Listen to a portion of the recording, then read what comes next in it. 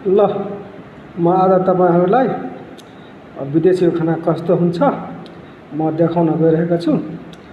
ल हेर्नुस्,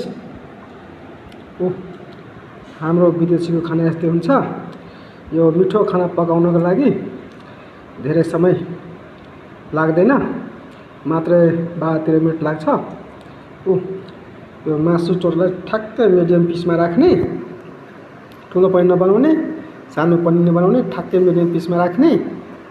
अनि यसलाई मजाले पहिला तार्ने, तारेपछि अनि त्यो टमाटरको अनि प्याजको झोल बनाउने। अनि यो झोल बनाएर त्यो पेस्ट बनाएर झोल बनाउने, ठ्याक्कै 3-4 मिनेट पाक्न दिने। त्यसबाट मसला हालेर ठ्याक्कै 2-3 मिनेट पाक्न दिने।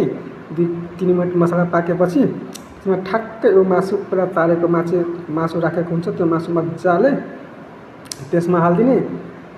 अनि 2 मिनेट मात्रै, 2 से 3 मिनेट मात्रै छोडिदिने। यस्तो खाना, यस्तो मिठो खाना तपाईहरुलाई ठ्याक्कै 12-13 मिनेटमा पाक्दो रहेछ। यो राईको पात पर्यो, यो महँगो छैन, यता त महँगो पर्छ हाम्रो मलेसियातिर, हाम्रो नेपालमा त्यति त महँगो पर्दैन।